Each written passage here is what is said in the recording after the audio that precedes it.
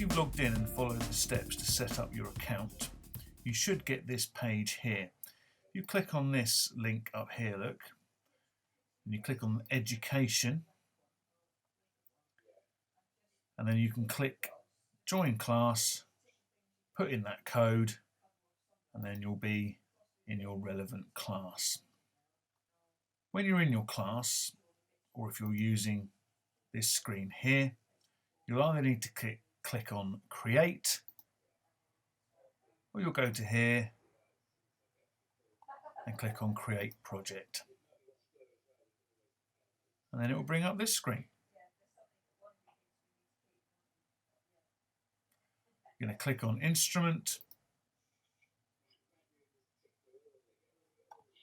Okay, so you've opened up your new project and you'll notice it looks very similar to Cubase. Here's your transport bar along the top, your play button, your record button where you can change your tempo, your metronome which can be on, there it is, or off. Definitely want to be using that. Let's turn it on. Instrument, add track. At the moment we have one of the piano sounds. This box here, if I click on that, changes the type of sound. Basses, brass, drum kits, synth bass, voices, etc. Let's pick a drum kit. And then within the drum kits, all the different types of drum kits that we can have. Let's have a hip hop kit. You'll see over here, there's a drum kit. And there's lots of letters on it. I expect you can guess what the letters are. That's right, they're the letters on your keyboard. So S is the kick drum.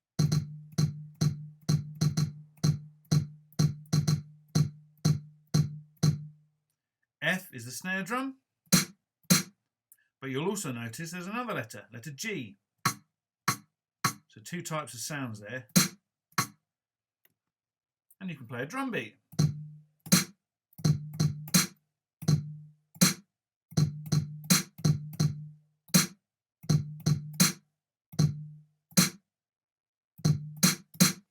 And so on. If we want to add another instrument, add track, brings up this mini menu here, click on Instruments, there's another instrument channel. And we can see here's our piano. It doesn't work straight away, just use your mouse, click on it, it'll come to life. We can also change the octave.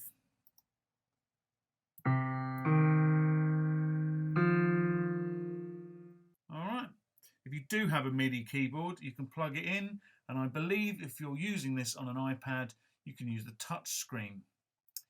Let's go ahead and record something. So I'm going to go back to my drum kit. I can rename it drum kit. There we go. I can also change the name of the project. Highlight it. New project. Oh, don't forget my capital letters. There we go. I've got my metronome on. I'll press record. I'll get a 4-bar count. I'm going to play in a very simple kick and snare beat.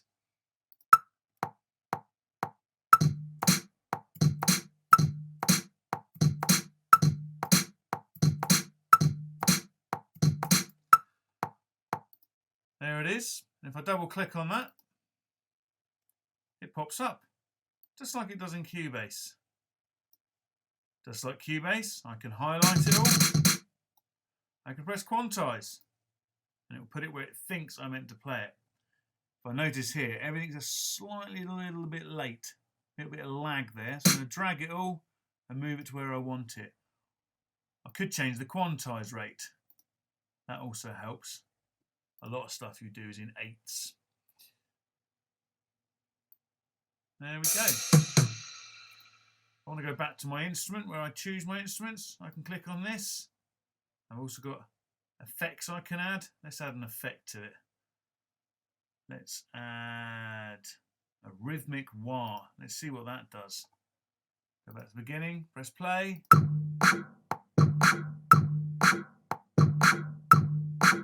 Yeah, that sounds cool. I like that. Let's go to my piano. Go to my instrument. Here we are. Make sure I've got my instrument playing. I'm going to go up the octave a bit.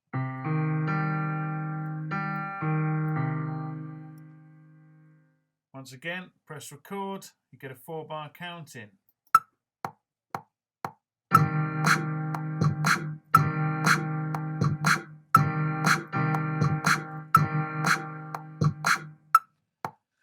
And obviously you can play other chords as well. If you're finding it difficult to play in with the keyboard, especially using keys that aren't like a regular music keyboard, you can always program stuff in. So there you can see what I've played in, but instead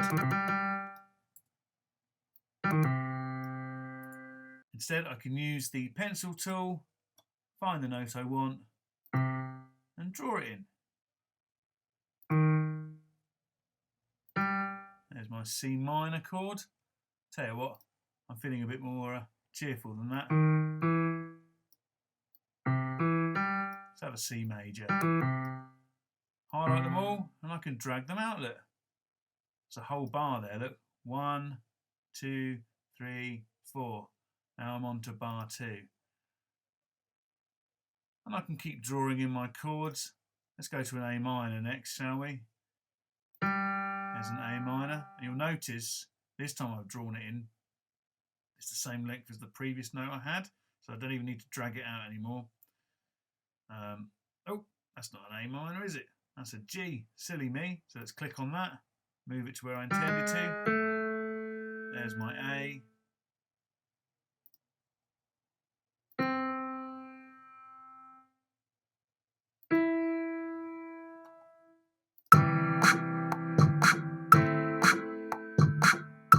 And so on. I want to hear it without the metronome. Just click the metronome for a minute. Click this.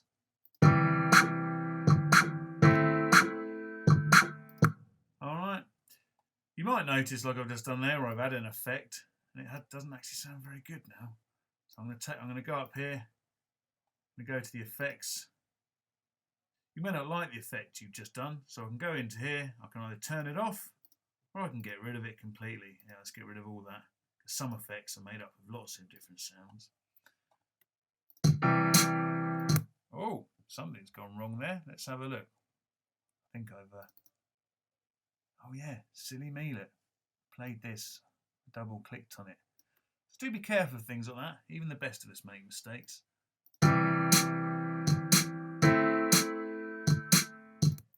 That's hopefully given you a brief guide to how to get started using BandLab. Adding tracks, changing the instrument sounds, remember these menus down here, playing stuff in or programming stuff in. Go for it, have a go.